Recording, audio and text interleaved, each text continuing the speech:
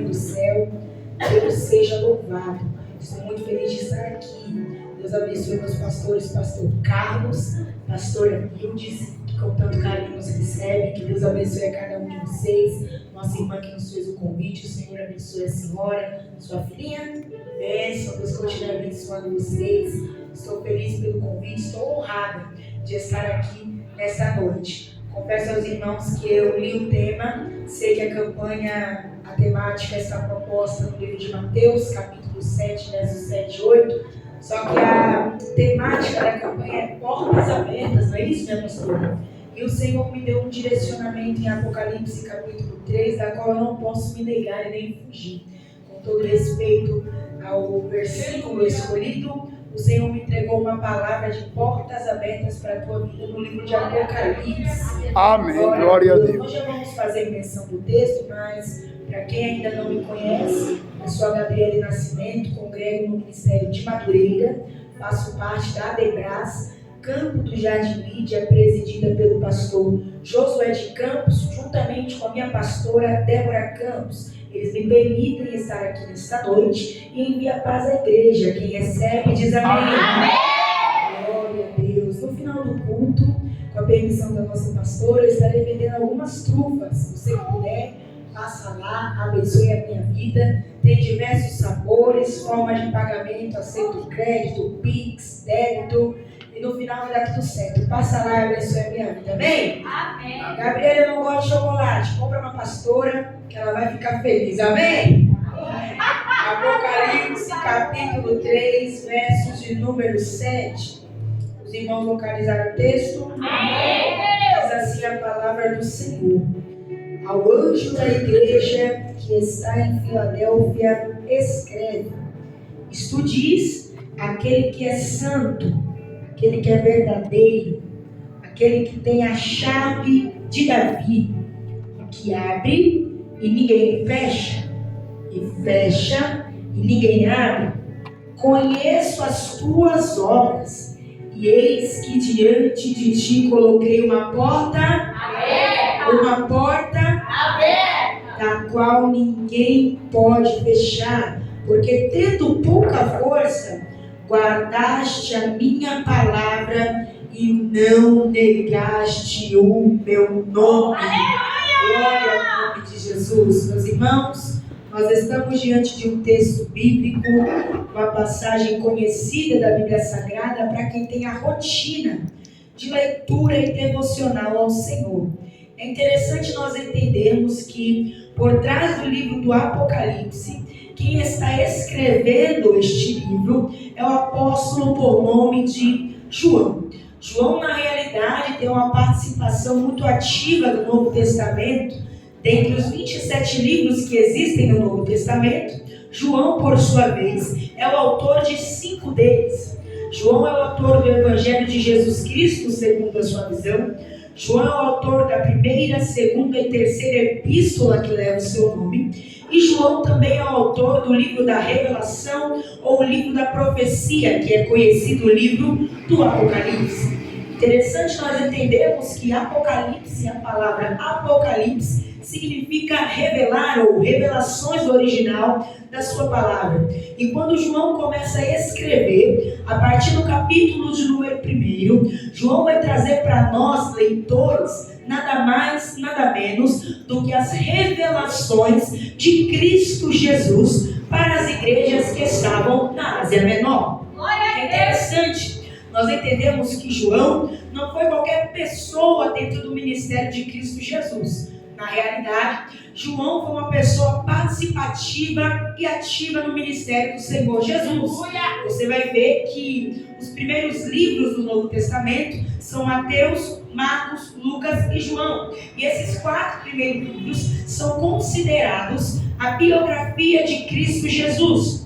Uma verdade que nós precisamos entender é que não existem evangelhos. Na realidade, o evangelho é um só, o evangelho de Cristo Jesus. Na realidade, existem 4 evangelistas que escrevem acerca de um único evangelho, de um único caminho, de uma única verdade e de a única vida que é Cristo Jesus. O assunto do do Evangelho de Mateus, de Marcos e Lucas e João é Jesus. A carta escreve sobre Jesus. Do começo ao fim glorifica Jesus. Logo nós precisamos entender que tudo que nós vamos fazer na nossa vida precisa glorificar ao nome do Senhor. Mateus escreve, mas não escreve para falar de si. Marcos escreve, mas não escreve para falar de si. Lucas escreve, mas não escreve para falar de si. João escreve, mas não escreve para falar de si. Na realidade, quando nós entendemos quem Cristo representa na nossa vida,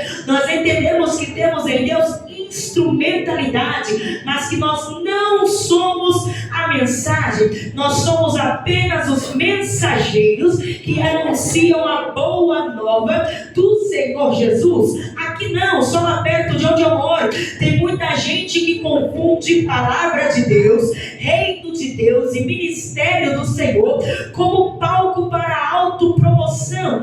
Mas eu vim aqui nessa noite dizer que eu não sou nada, me desculpe, você não é nada, nós somos instrumentos prontos para serem usados pelo Senhor Jesus. Quem é metido já vai começar a torcer a cara, mas eu preciso dizer que tudo que nós fazemos precisa glorificar o nome do Senhor. Nós precisamos entender, e Paulo vai escrever dizendo: quer comais, quer bebais, tudo façais para a glória do nome do Senhor. Tem gente que canta, mas não canta para si mesmo, canta para a glória do nome do Senhor. Quem prega, não prega para si mesmo, prega para a glória do nome do Senhor. Quem é obreiro não faz as coisas para si mesmo, mas faz as coisas cuidando da casa do Senhor, para a glória do nome do Senhor. Quem faz uma oração, quem é do ministério da intercessão, quem Deus usa na libertação, quem Deus usa na faxina do templo, são pessoas que tudo que fazem para glorificar o nome do Senhor. E se isso não é motivo suficiente para você abrir a tua boca e dar glória a Deus, eu não sei mais o que te dizer. Eu vim pregar para alguém aqui nessa noite que nós vamos sair daqui entendendo, porque tem gente que se vitimiza e diz: eu não canto, eu não prego, eu não faço nada. Alto lá, Jesus te chamou, Jesus te escolheu, e a mão de Deus não erra, a mão de Deus não falha, e tudo quanto você fizer é para a glória do nome do Senhor. Aleluia! O assunto da carta não é outro, o assunto é Jesus. A conversa dos discípulos não é outra, a conversa dos discípulos é Jesus. A conversa dos evangelistas não é outra, a conversa dos discípulos é Jesus. Tem gente que tem muito assunto, muita graça, muita conversa, muita piada, muita fofoca, mas a gente precisa aprender com a Bíblia que o assunto do início ao fim é Jesus. Se vai louvar, louva para Jesus, louva sobre Jesus. Se vai contar testemunho, conta testemunho para glorificar Jesus. Se vai pregar, prega para falar de Jesus. Porque infelizmente, já vou entrar no texto, mas eu preciso dizer, infelizmente nós vivemos um tempo de pessoas que contam seu testemunho não para glorificar a Deus, mas para glorificar a si mesmo. Vamos entender uma coisa, meu irmão, porque tem gente que aponta o erro, mas não aponta a solução. À luz da palavra, nós não podemos ser nécios em apontar o erro sem apontar Jesus Cristo, que é a solução. Eu vim aqui para falar que existem algumas coisas que a gente erra, mas que Cristo Jesus, Ele é a nossa solução. Jesus Cristo veio nessa terra e Ele é o modelo e o exemplo perfeito. O testemunho de Jesus Cristo falava do reino de Deus. Jesus Cristo não falava da vida de ninguém, não falava das pessoas. E o testemunho vivo dele pregava, falava, anunciava sobre o reino dos céus. Nós vemos hoje muitas pessoas que foram libertas de uma vida errada lá fora. E glória a Deus por isso. Porque a carta aos Hebreus, o escritor vai dizer que Ele era no passado, Ele é no presente e será no futuro. Então o mesmo Deus que libertava no passado, liberta hoje. O mesmo Deus que curava no passado, cura hoje e vai curar. Deus tem poder de fazer, mas escute só, existem pessoas que sobem no púlpito e falam com maior orgulho, com maior alegria as coisas que fazia lá fora. Parece que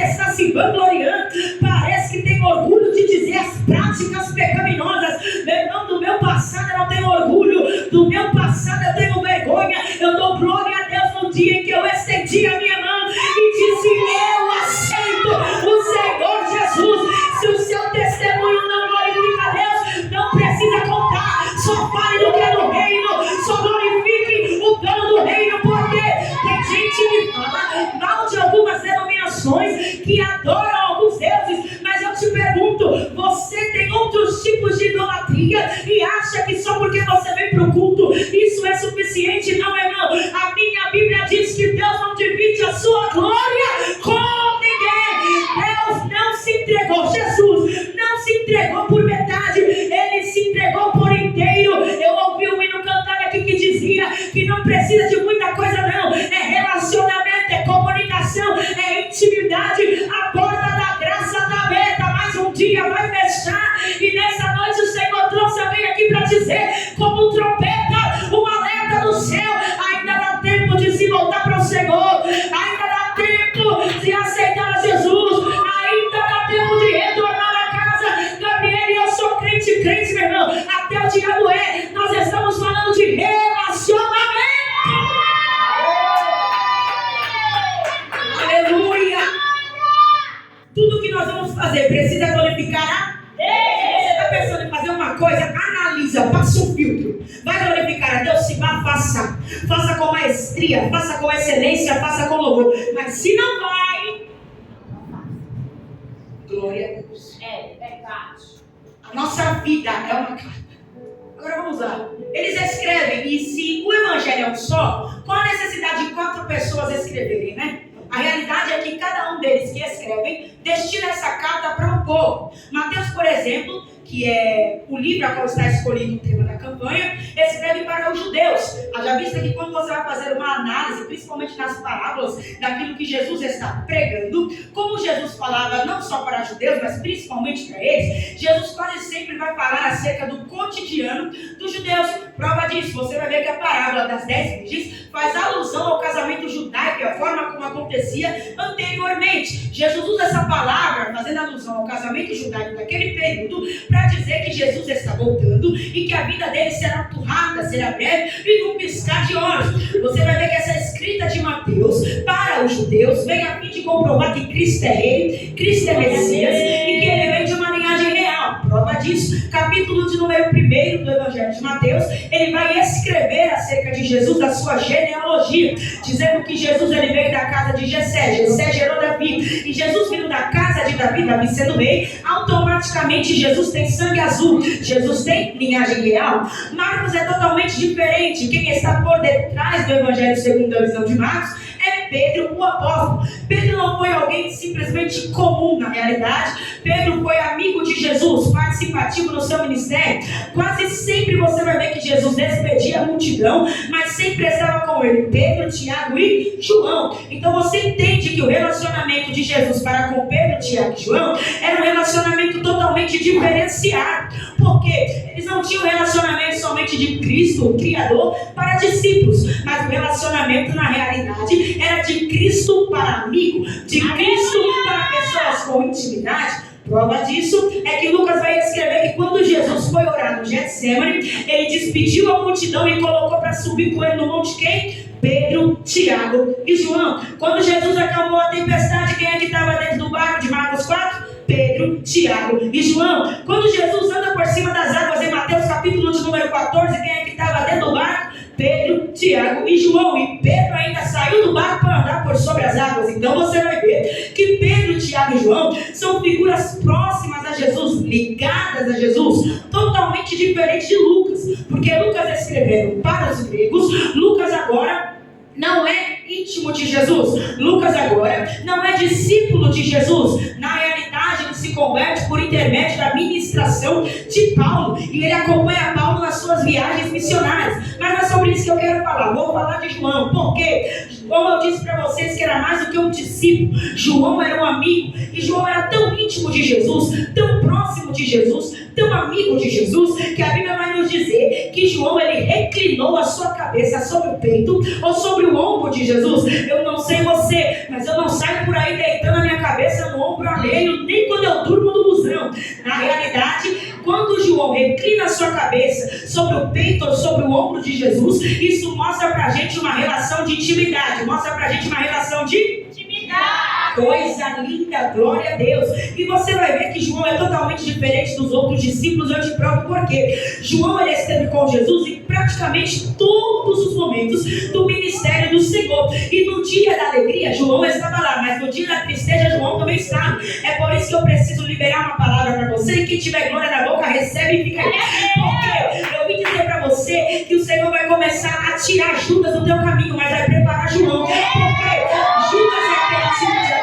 Porque Judas é aquele tipo de amigo que na caminhada com ele a gente vai percebendo quem ele é. Porque existe um mal operando nos nossos dias, pastor. E este mal é o inimigo soprando na nossa cabeça, que a gente não tem amigos, que a gente não tem pessoas de confiança. É verdade que tem muito Judas infiltrado, não deveria, mas tem. Se até Jesus passou por isso, quem dirá a gente? Mas o inimigo quer colocar na tua cabeça que ninguém presta. O inimigo quer colocar na tua cabeça que tu tem que viver sozinha. O inimigo quer colocar na tua cabeça que você tem que enfrentar prova, vendaval, dificuldade sozinho. Existem algumas situações na nossa vida que é tempo de particularidade, mas existem situações que Deus prepara amigos leais para andar do nosso lado, interceder pela gente, guerrear nossas guerras. Ou você não lembra que Deus preparou Débora para Baraque, Baraque para Débora? Ou você não lembra que Deus preparou Arão e U para sustentar as mãos de Moisés? Ou você não lembra que o Senhor preparou Ruth para Noemi, Noemi para Ruth?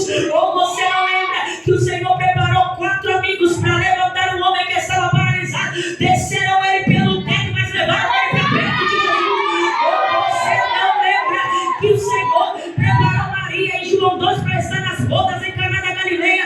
Não para contar a desgraça, não para fazer fofoca dizendo que tinha acabado o vinho, mas para chegar diante de Jesus, que era a solução, e dizer para ele: olha, o vinho acabou, como uma intercessora. Faz alguma coisa aí, porque senão a festa vai acabar. Sabe o que Deus está dizendo para alguém? O projeto do diabo é te colocar afastada de todo mundo, te colocar afastada de todo mundo e fazer você se distanciar das pessoas que Ele colocou na tua vida com propósito. Ele está dizendo: nem que você tenha que contar com Pedro, Tiago e João, mas eu vou preparar gente leal para andar do teu lado.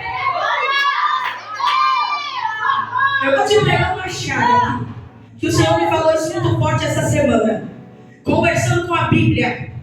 Meu irmão, porque crente é assim, crente é doido, conversa com a Bíblia. Vai lendo, vai analisando, vai analisando, vai analisando, vai analisando, eu sou assim. Eu estava conversando com a Bíblia e o Senhor me fez entender uma coisa. A gente só conhece uma pessoa na maneira, do jeito que ela é, da forma que ela é, na forma como a gente se relaciona com ela. Gabriel, como assim?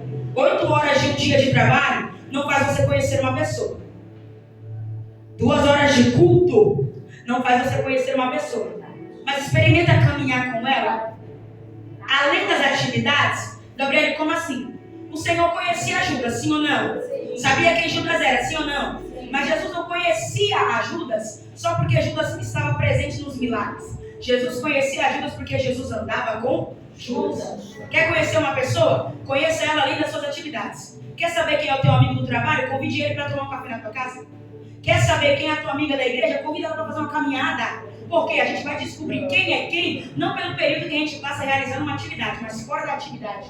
Gabriel, por quê? Judas revelou que ele era caído e tentado por dinheiro muito antes de entregar Jesus por moedas de prata. Gabriel, está na Bíblia? Tá. João capítulo número 12. Olha, João é tão precioso que João vai contar até detalhes. Quem puder, abra sua Bíblia. João capítulo número 14 e faça uma análise do texto. Depois você medita na tua casa. Olha o que João vai escrever. Verso de número 5, verso de número 6. O texto nos diz, João escreve dizendo que Judas ele era o tesoureiro de Jesus. Ele guardava as moedas do ministério de Jesus. Ele guardava tudo aquilo que Jesus recebia. Mas olha o que diz João, capítulo 12, verso de número 5, verso de número 6. Diz ele que Judas passava a mão no dinheiro de Jesus e roubava o dinheiro de Jesus. Não é isso, meu pastor? Está escrito aí? Não é isso que está escrito aí na tua Bíblia? Que Judas ele pegava o dinheiro que era para alimentar o mestre, cuidar das coisas do mestre e passava a mão. Resumindo, Judas era mão leve. Aí eu te pergunto, isso aqui foi antes ou depois de ter negado a Jesus e traído Jesus por 30 moedas? Antes ou depois? Aí eu te pergunto, aqui não está revelado o caráter de Judas, que ele tem tentação por dinheiro? Sabe qual é o nosso problema? É que a gente vê Judas passando a mão e quer postar em Judas ainda. Gabriel, como assim? A gente vê Judas errando, vê Judas pecando, vendo que Judas se entrega e a gente ainda passa a mão na cabeça de Judas. Deus está dizendo, até quando você vai permitir Judas na tua vida quando eu preparei para você João? Gabriel, quem é João? Olha, meu irmão, quem é João? Vou correr. Sabe quem é João? João não é aquele que está com Jesus na cura, João não é aquele que está com Jesus no partir do pão, mas João é aquele que quando Jesus está crucificado, está na frente do Calvário e Jesus olha para ele e diz, está aí Maria, está aí João, João, essa é tua mãe Maria, Maria, esse é teu filho. multidão e a multidão gritou: crucifica-o. Jesus chamou alguns discípulos, mas Pedro negou. Outros discípulos saíram porque não quiseram ver o mestre ser crucificado. No auge da dor de Jesus, só estava com ele João. Parecia que Jesus estava sozinho, até que na frente dele apareceu João. Aí eu preciso dizer uma coisa, porque tem gente que acha que Deus deve ou que o altar deve, né? Tem gente que não oferta porque diz que vai. Não, irmão. Tudo aquilo que a gente põe no altar, o altar não deve nada para ninguém. Mas ele devolve. Devolve, o altar devolve. E da mesma maneira, porque o altar é parte de Deus, sim ou não? Sim. Deus não vai dividir. Pai, Filho e Espírito trabalham de uma forma, sim ou não? Sim. Deus não deve nada para ninguém, pastora. Assim como o altar não deve nada para ninguém. Nós já vamos saber essas cadeiras, mas vamos entender isso aqui primeiro. Deus não deve nada para ninguém. Quando Jesus foi crucificado, ele estava ausente dos seus amigos. Quase sozinho, mas quem estava lá? João. Como Deus não deve nada para ninguém, quando João estava sozinho na ilha de Patmos, Jesus apareceu. Não, você não entendeu, foi nada. Aleluia! Quando Jesus estava sozinho no Calvário, na frente dele tinha João. Mas no dia que João ficou sozinho na ilha de Patmos, quem apareceu? Jesus. Porque ele não deve nada. Assim, livro do Apocalipse, capítulo de número 1, Jesus aparece para João e agora não crucificado, mas aparece glorificado.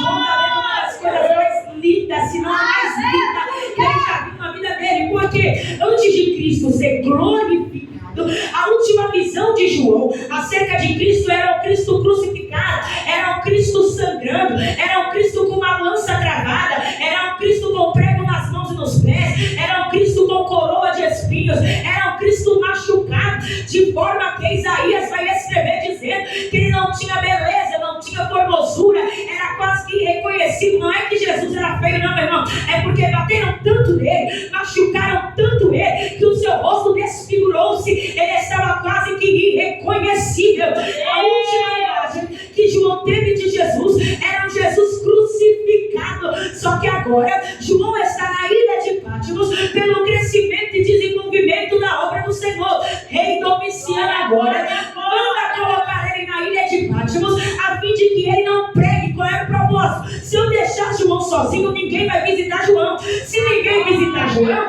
João não prega, as almas não se convertem e o reino de Deus perde. Só que Domiciano se esqueceu que onde o homem não entra, Deus tem carta branca para entrar. Domiciano se esqueceu que onde a minha mão não chega, a mão dele chega. Onde meu pé não pisa, o pé dele pisa. Onde a minha voz não alcança, a voz dele alcança. Para João na ilha de Patmos, de repente, Jesus aparece porque o homem vai te fechar as portas na terra, mas Deus vai escancarar a janela do céu, vai descer em teu favor. Eu senti Deus aqui e Ele está dizendo para mim: não se preocupa se parece que você está sozinho. Eu vou dar as caras na ilha de Patmos. Eu vou aparecer no teu deserto. Eu vou romper a fronteira do teu luto e vou me apresentar para você. Porque Deus tem essas coisas de aparecer quando a gente pensa que está sozinho. Porque a gente tem uma mania feia de achar que por estar isolado de pessoas nós estamos sozinhos. Mas eu preciso dizer para você que 1000 companhias não substituem a ausência de Jesus. Mas se Jesus substitui a ausência de 1000 companhias, porque tem gente que conta com 5.000, 3.000, 4.000, não sei quantos seguidores, não sei quanta curtida. Eu vou dizer para você uma coisa, meu irmão: você pode ter tudo isso, mas quando o carro aperta, você não chama ninguém, você chama Jesus, porque sabe que ele é suficiente. Jesus fez essas coisas. Êxodo capítulo de número 3. Tá Moisés que saiu do palácio da vida boa, apacentando as ovelhas do seu sogro Jetro. Ele só tem ovelha, só tem bicho e um cajado. Então ele está sozinho. Ou vai me dizer que Moisés está conversando com ovelha pelo sangue de Jesus? Moisés está aparentemente sozinho, só que de repente ele passa no deserto, vê um negócio ali, pastor, o negócio tem uma sarça que pega fogo e não se consome. Meu Deus, coisa linda, Jesus! Ele achou diferente, pensando. Chegou para perto, alto lá, Moisés. Tira a sandália dos teus pés, que a terra que você pisa agora é terra santa. Ele não pode aparecer na sarça para falar com Moisés.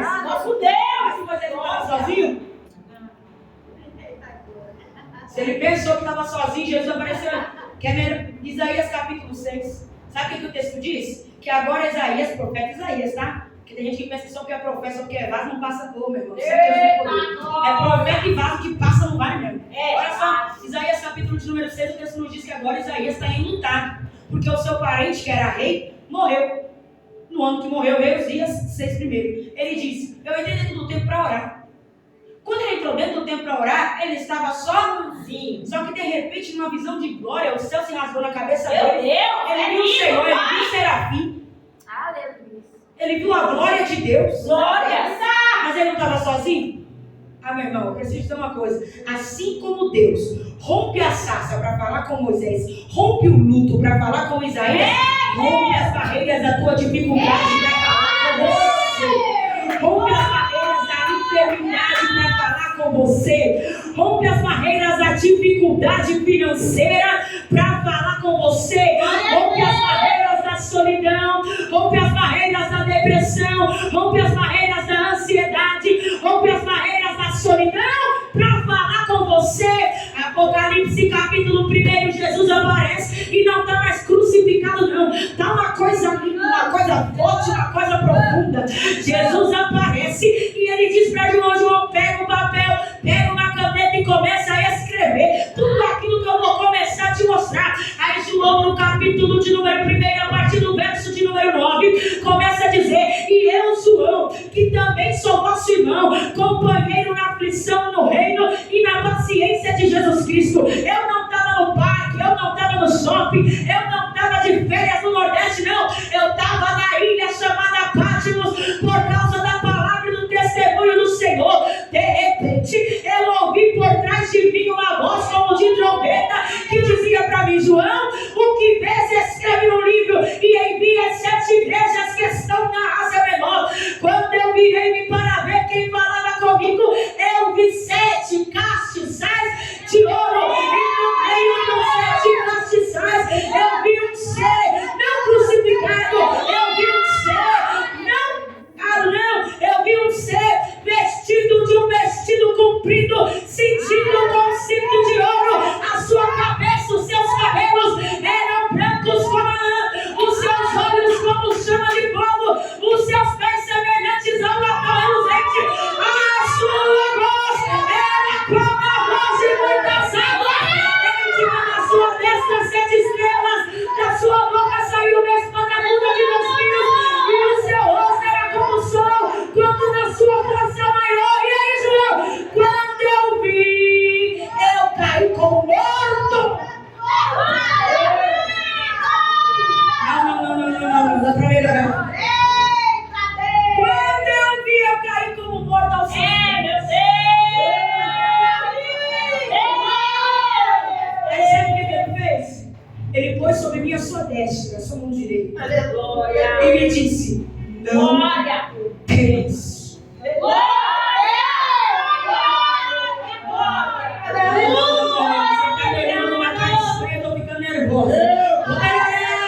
Ele apareceu e disse, não temas, eu sou Jesus, eu sou o primeiro e o último, sou o alfa e o ômega, sou o princípio e sou o fim.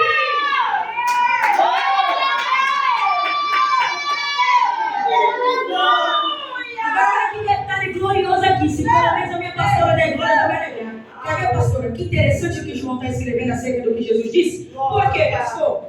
Jesus Cristo não gosta de gente morta. Glória. Não, isso é verdade. Gabriel está na Bíblia. Glória. Eu não gosto de falar da minha vida, não. Eu gosto de falar da vida de Jesus. Gabriel está na Bíblia, tá. Sabe o que o texto diz? Quando Jesus, em Lucas capítulo de número 7, a partir do verso de número 11, chegou no sepultamento do filho da viúva, que já tinha sepultado seu filho, ele fez o quê, pastor? Ressuscitou. Aleluia, Deus! João capítulo de número 11, chamado Jesus para sepultar lá. Deus! Jesus apareceu depois de 4 dias, não para manter Lázaro morto. Mas quando ele chegou lá, ele ressuscitou. Aleluia! Ele ressuscita! Jesus não pode morto. Está crucificado, ele se auto-ressuscitou. Mas se Jesus não gosta de morto, por que tem gente morta? Eu vou dizer um detalhe, ele está morto, não é ser morto. Por quê? condição do momento, estar numa condição do momento. Ser determina aquilo que eu sou de eternidade em eternidade. Jesus não gosta de morto, e prova disso é que aqueles que estão mortos, um dia em Cristo eles vão ressuscitar. Se eu fosse você, eu melhorava. Esse negócio de ser morto, de ser cru, de ser gelado, olha, pelo eu nasci no fogo, cresci no fogo, vou morrer no fogo, eu vou de mundo, eu gosto de carnaval, eu gosto de mistério, eu gosto de papo, eu gosto de pulo, eu gosto de grito. Olha só, até o presente momento de João, que João está aqui, João foi o último discípulo a morrer, e ele morreu de morte natural. Tá? Alguns foram crucificados, outros foram crucificados de ponta cabeça, outros foram perseguidos, porque a perseguição naquela época de Roma era muito grande em cima do cristianismo. Então, uns foram lançados em covas, outros lançados em arenas, outros decapitados. Depois você estuda a história, aí você vai saber o que aconteceu. João morreu, um dos últimos a morrer, causa de morte natural, da sua velhice. Agora vamos entender o que ele está dizendo aqui, porque até o presente momento de João, até que Jesus ressuscitou, já bora, pastor. E aí, como é que faz? Eu glorifico a Jesus. Por quê? Jesus é totalmente diferente. Jesus vai falar para João, por quê? Quando ele aparece, ele toca no ombro de João e deixa bem claro que ele está ali. Ele diz, eu sou Jesus. Aí ele começa a dizer o que ele é. Eu já vi gente dizendo, olha, fulano morreu, ciclano morreu, Beltrano morreu. Mas eu nunca vi aquele que foi morto levantar e dizer, eu morri, estou aqui. Meu Deus. O único que é capaz de fazer isso é Jesus. Jesus apareceu para João e disse, eu sou Jesus, mas Jesus é de morte. Eu sou o alfa, talvez alguém acredite que qualquer pessoa possa ser alfa. Eu sou o princípio, talvez qualquer pessoa é o princípio. Mas quando Jesus diz, eu sou o primeiro e o último que é vivo, um dia eu tirei outro, mas estou vivo. Aí eu acredito que João é puro e disse, esse Jesus que eu conheço, porque pode ter muita gente chamando Jesus de Jesus da Silva, Jesus do Santo. A pergunta para ele, se ele um dia já esteve morto, Jesus Cristo de Nazaré, que um dia esteve morto, morreu, mas ressuscitou, está vivo até o dia de hoje.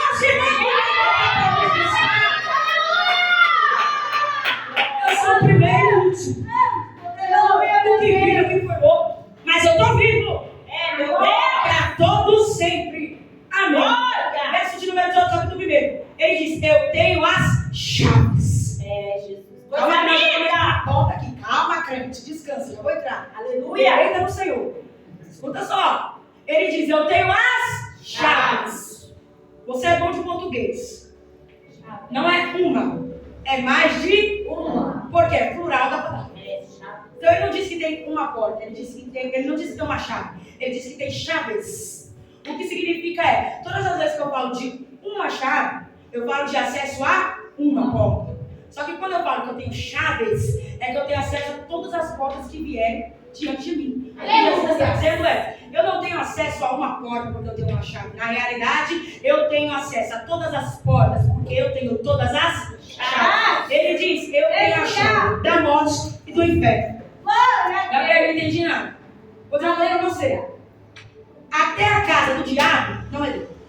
Aleluia. É de Jesus. Não é assim? Olha o que diz o texto. Eu tenho a chave da morte e do inferno. Sabe qual foi o projeto do diabo em Gênesis?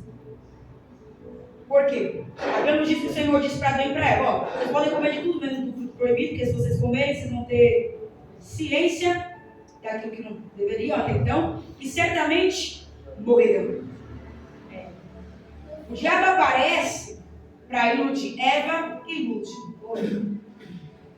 Eva, não satisfeita, chega com a conversa da serpente e ilude Adão. Aí o texto nos diz que quando a serpente ilude eles, ilude com um propósito. Se eles comem para morrer, qual é o propósito da serpente? Que eles comam e morram.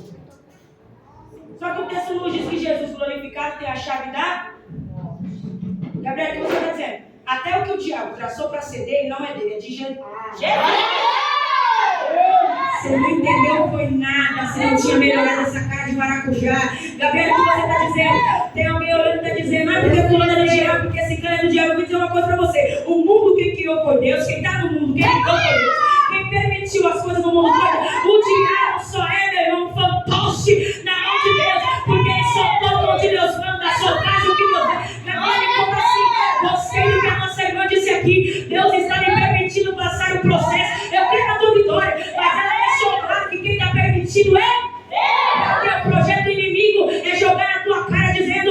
que permiti a enfermidade, eu que tirei tudo que você tinha. Você lembra de Jó, não? O texto não diz que Deus deu testemunho bom de Jó. Aí o inimigo apareceu para ele também.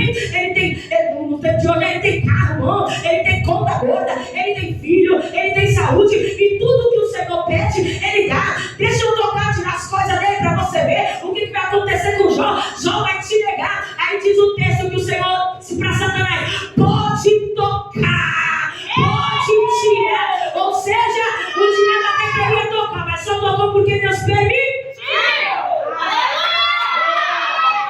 Para de declarar que as coisas é do cão, porque tudo que se move, que existe, é de Deus. Tudo que acontece, quem permite?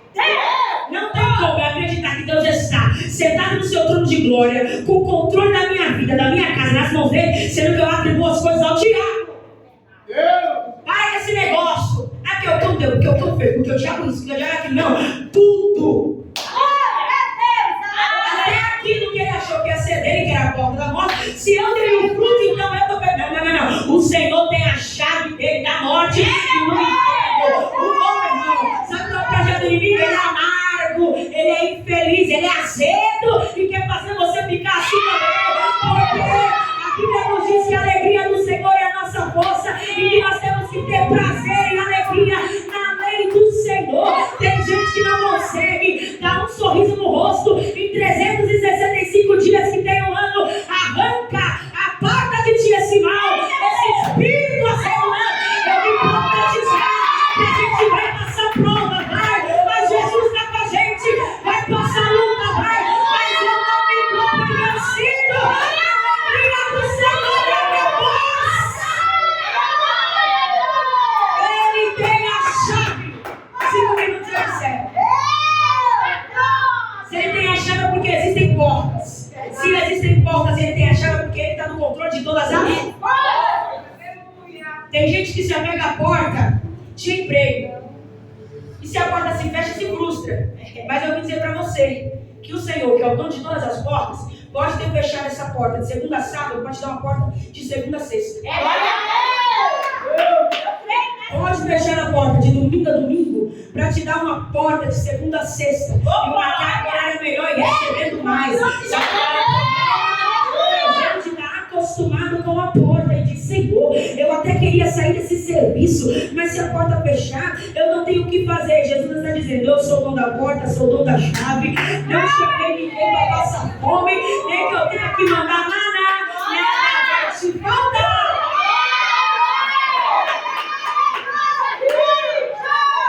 Jesus tem chave e tem controle das portas. Agora vamos lá, que eu tenho 5 minutos para finalizar. Pelo amor de Deus, não posso falar com o chamado para me estourar. Ele manda as cartas para as igrejas. Em todas as igrejas que ele fala, uma coisa o Senhor testifica para todos. E qual que é? Conheça as tuas obras. De todas as igrejas que ele fala, ele deixa bem claro. Escreve para o anjo da igreja. Porque a gente pensa que o problema está na nave. Mas na realidade, o Senhor não se reporta diretamente. Muitas das vezes, tá? Eu estou aqui para sair daqui dizer que eu peguei exemplo. Muitas das vezes, o Senhor não se reporta somente a nave, mas se reporta à liderança. Prova disso, você lembra de Moisés com o povo de Israel? Você acha que Deus descia para falar com esse povo rebelde? Deus descia para falar com Moisés. E Moisés passava para o povo. Sim. É por isso que a gente precisa entender. Tem coisas que Deus revela para nós, mas tem coisas que Deus só revela para a liderança. Para patentear, para ter que respeitar, irmão. É uma unção tremenda na vida de líderes, de pastores que Deus dá, que se Deus não confiar neles para entregar uma revelação, não confia mais em ninguém. Para quem ora, para quem se santifica, minha pastora, Deus testifica. Tem revelação que Deus só dá para a senhora, só dá para o meu pastor, o povo que acabou. Quando o Senhor revelou essas coisas para João, não disse: vai lá que está para a igreja, não. Ele disse ao anjo da igreja. Chegou no anjo da igreja: pastor, é o seguinte, Deus mandou dizer para o senhor que conhece as obras do povo. Agora vamos falar da igreja de Filadélfia. Depois eu volto e falo das outras igrejas, mas é a igreja que eu li aqui. A igreja de Filadélfia. De todas as igrejas que Jesus mandou João escrever, muitas ele repreende e elogia. Só que Filadélfia é diferente, porque ele não repreende, ele só elogia. Coisa boa, porque tem uma igreja que ele quase não elogia, mas diz que o povo é morno. Que morno ele vomita. Deus. Gente, olha, lê a Bíblia. Está escrito na Bíblia. Você está abismado que você lê. Está escrito no texto. Jesus aparece e diz, pode escrever para hoje dessa igreja aí. Bom seria que fosse quente, bom seria que fosse frio, porque morno é meio termo. Não dá. Morno eu vomito, porque crente tem que ter posicionamento. Esse negócio de crente ser light, de crente ser neutro, de crente não ter posição, por medo de perder cargo, por medo de perder amigo, por medo de perder entes. Não, meu irmão, crente tem posicionamento. Qual é o posicionamento do crente? Aquilo que a Bíblia diz, eu confirmo. Aquilo que a Bíblia não diz, eu não confirmo. Aquilo que Deus justifica, eu sou a favor. Aquilo que Deus não participa, eu me retiro. Crente tem que ter posicionamento. A Bíblia diz assim, sim, não. Passou disso é procedência maligna. Não tem talvez, não tem meio termo, não tem morno, não. Com Deus ou é ou não é. Ou faz ou não faz. Ou é direito ou é esquerdo. Ou é de um lado ou é do outro. Não é difícil ir para o inferno. E também não é difícil ir para o céu. Para ir para o inferno basta não ir para o céu. E para ir para o céu basta não ir para o inferno. É verdade. Eu estou falando alguma mentira, irmão? Não. Porque não existe um meio termo entre céu e inferno. Não existe um quase céu ou um quase inferno. Ou é céu ou é inferno. Pronto. Agora vamos voltar para o texto. O Senhor aparece para algumas igrejas, ele adverte, a outras ele elogia. Filadélfia ele só elogia. O que eu acho lindo que o Senhor aparece para dizer para Filadélfia é que ele diz, olha, escreve para onde a igreja que está na Filadélfia, o pastor da igreja. Escreve para o pastor da igreja e diz para ele assim, ó, assim está dizendo para você aquele que é santo, aquele que é verdadeiro, aquele que tem a chave de Davi, aquele que abre e ninguém fecha, que fecha ninguém abre. Conheça as tuas obras, ou seja, tudo o que está acontecendo aí. Eu conheço tudo porque tem gente que pensa que Deus não vê mais nada só porque tem alguns profetas calados. Mas eu vou dizer para você, não é que Deus é cego, que o profeta é covarde. Porque Deus está com os olhos como chama de fogo vendo tudo. Você sabe o que o pecado fala? Pecado fala, pecado se denuncia, pecado tem forma, pecado cresce, pecado tem cheiro. Tudo isso está na Bíblia? Tá. Pecado tem barulho? Tem. Porque Samuel, quando apareceu para Saul, disse que marido é esse aí de animal que eu estou ouvindo? Pecado, desobediência. Ele disse, não, mas eu queria sacrificar. Deus bradou e disse, é melhor obedecer do que sacrificar. Pecado tem cheiro e fede. Porque a Bíblia nos diz que o pecado, o povo de Israel, fedia nas narinas de Deus. Pecado cresce. Cresce ou não cresce? Cresce. Quando Davi caiu no combate cego, ela cresceu. Você pensa que fornicação ainda não... meu irmão, não, mas eu estou protegido, né? O Senhor rompe qualquer método contraceptivo humano quando Ele quer fazer. Eu vim dizer para alguém, ou te cuida, ou te preserva, ou santifica, ou o Senhor vai começar a permitir que algumas coisas apareçam e notifiquem, porque estão pensando que Deus não está vendo nada, e Deus está dizendo, eu estou vendo tudo, vou trazer mentira à tona, vou trazer a falsidade à tona, vou revelar o que está em oculto, vigia! Conheço as tuas obras. Eu tenho a chave, conheço as tuas obras, e diante de vocês eu coloquei uma porta aberta que ninguém pode fechar. Entrego agora. Qual é o contexto de Filadélfia? Pelo amor de Deus, hein, pastor? Qual é o contexto de Filadélfia? Filadélfia estava inserido numa localização onde havia perseguição.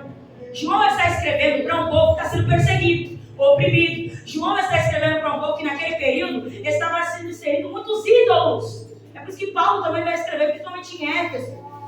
Não tinha muita idolatria. Tinha outros deuses, de deusa, Diana, Afrodite. Prostituição, o povo ia dentro do templo. Sabe qual era a forma de culto? Relacionando-se dentro dos templos. Misericórdia de Jesus. Porque eles aplaudiam o adultério, aplaudiam a fornicação, e de Deus não se deixa escarnecer. A Filadélfia está inserida dentro deste contexto. Éfeso. Este Éfeso, um lugar de idolatria, um lugar de distanciamento da presença de Deus. Eu acho lindo, porque Deus aparece e diz, eu conheço as suas obras, e diante de ti, eu estou vendo o que está acontecendo, e digo, eu vou abrir uma porta, porque vocês estão vivendo situação de perseguição, mas estão resistindo. Vocês estão vendo a situação de idolatria, mas estão resistindo. Mesmo na pouca força de vocês tiraram força de onde não tinham, para não negar o meu nome. E como recompensa eu vou dizer, estou abrindo as portas que estão fechadas e coloco diante de vocês. Não é diante de quem está lá fora, é diante de quem está aqui. Gabriel, não entendi. Eu não venho para o culto e perdeu a bênção. A porta está se abrindo na tua frente. A porta está se abrindo na tua casa. A porta está se abrindo no teu serviço. A porta não está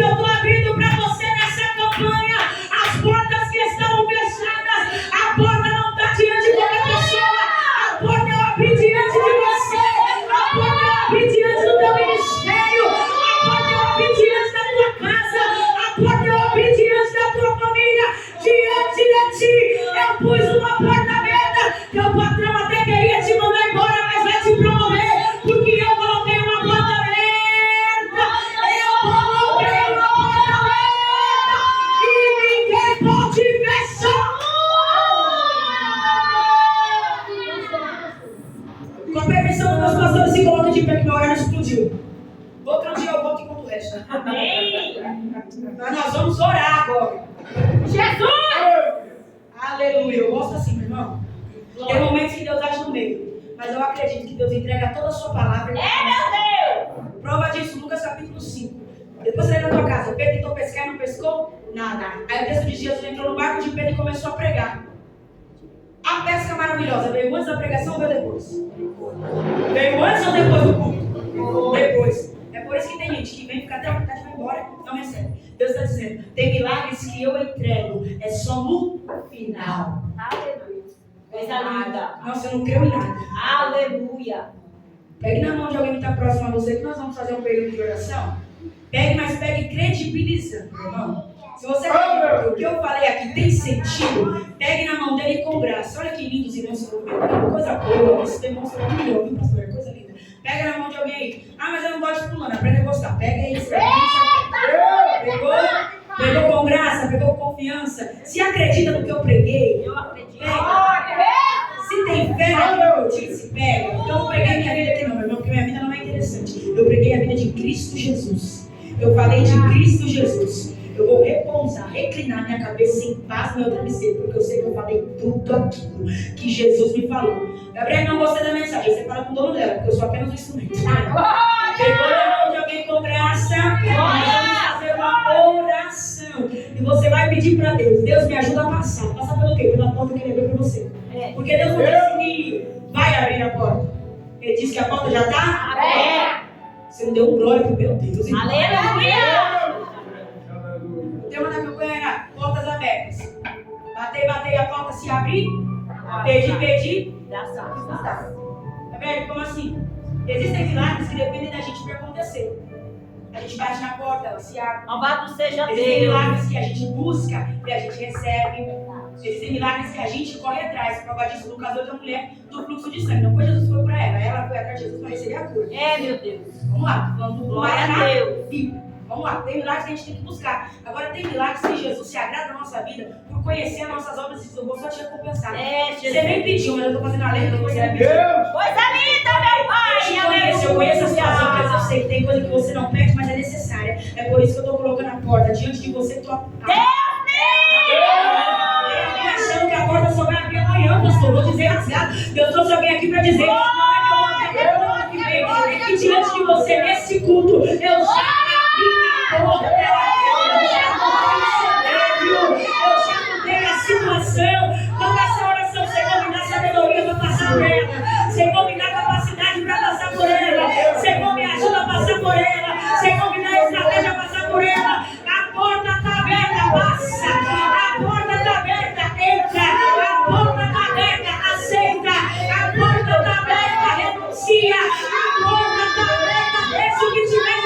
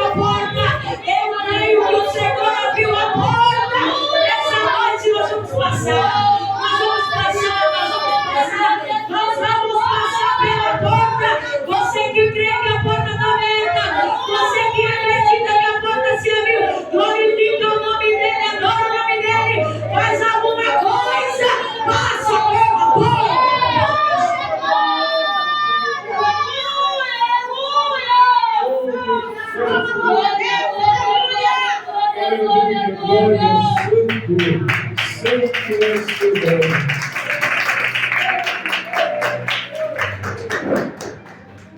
Deus querido, Deus santo, podeis aceitar o minuto? Deus venha abençoar a Gabriela, que Deus abençoe ricamente por essa mensagem, por essa aleluias. Deus abençoe, né? Quem quer que ela